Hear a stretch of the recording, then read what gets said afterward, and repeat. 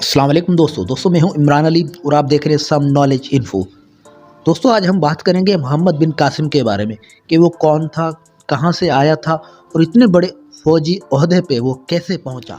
दोस्तों अरबुस्तान के नामवर सिपह सालार फातिह सिंध मोहम्मद बिन कासिम एक काबिल फ़ख्र शख्सियत होके गुजरी है। मोहम्मद बिन कासिम का पूरा नाम अमातुद्दीन मोहम्मद बिन कासिम था।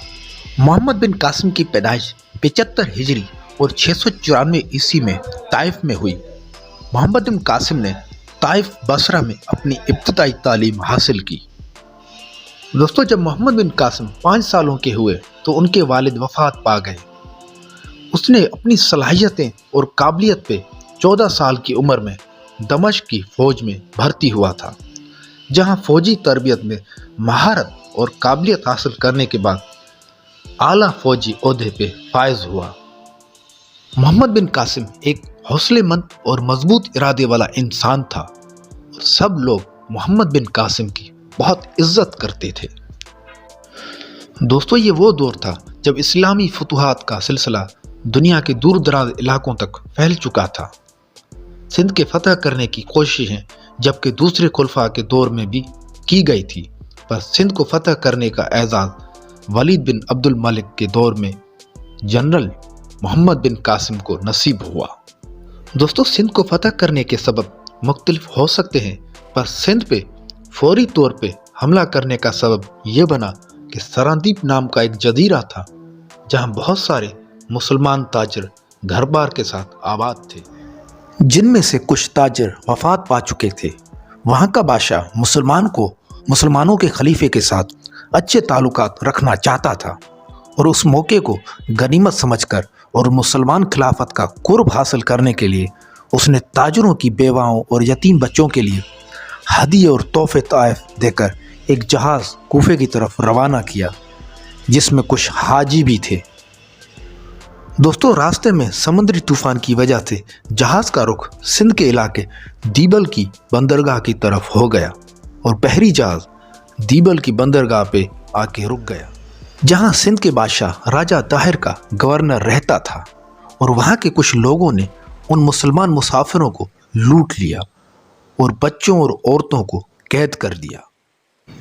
लेकिन दोस्तों उन लोगों में से 1-2 लोग भागने में कामयाब हो गए और वहां से वो इराक के गवर्नर हजाज बिन यूसुफ के पास गए और उस वाक़े का पूरा अहवाल दिया और ये भी कहा कि वो जो कैद औरतें और बच्चे हैं वो आपको मदद के लिए पुकार रहे हैं। और दोस्तों जब हजाज बिन यूसुफ ने ये वाक़या सुना तो बहुत गुस्से में आ गया और राजा दाहिर की तरफ एक ख़त लिखा। और दोस्तों उस ख़त में लिखा, जो कैदी तुम्हारे इलाके में हैं उनको बाइज़्ज़त तरीके से आज़ाद करो और उनसे जो सामान लूटा गया है उनको भी वापस करो और मुजरिमों को सज़ा दी जाए। लेकिन दोस्तों राजा दाहिर ने बड़ी ही बेरुखी से जवाब दिया और जवाब में लिखा, ये काम समुद्री लुटेरों का है जिन पे हमारा जोर नहीं चलता, आप लोग खुद आके इनको छुड़ा लो। दोस्तों ये जवाब सुनकर हजाज बिन यूसुफ बहुत गुस्से में आ गया और सिंध पे हमले की प्लानिंग की। हजाज बिन यूसुफ ने 2 सिपह सालार अपनी फौज के साथ भेजे हमले के लिए, लेकिन वो कामयाब ना हो सके और बिलाखिर हजाज बिन यूसुफ ने अपने कज़न के बेटे मोहम्मद बिन कासिम को हुक्म दिया कि वो सिंध पे हमला करे। नाजरीन तारीख में लिखते हैं कि उस वक्त मोहम्मद बिन कासिम की उम्र 17 साल थी। हजाज बिन यूसुफ ने 6000 फौजियों का दस्ता मोहम्मद बिन कासिम के साथ भेजा।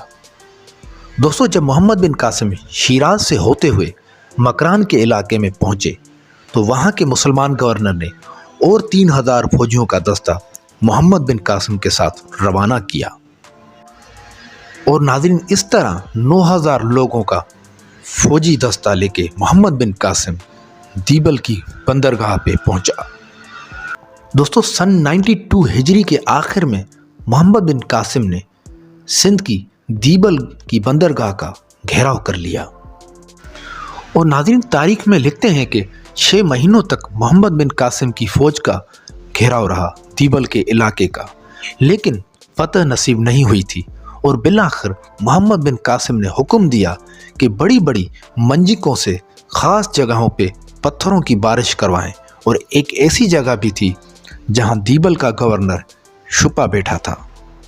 दोस्तों, जिस जगह का नाम गुंबद वाली जगह थी, और पत्थरों के हमले से कुछ वक्त बाद उस जगह को तबाह कर दिया, और इस तरह दीबा के लोगों में खौफ व हिरास फैल गया और राजा दाहिर का गवर्नर भाग गया, और कुछ वक्त बाद बिल आखिर मोहम्मद बिन कासिम को फतह नसीब हुई। और नाज़रीन, उसके बाद मोहम्मद बिन कासिम ने कैदियों को छुड़ाया और उस इलाके पे पूरा कंट्रोल कर लिया और उसका पूरा निज़ाम अपने हाथ में ले लिया। दोस्तों, उम्मीद करता हूँ कि ये वीडियो आप लोगों को अच्छी लगी होगी।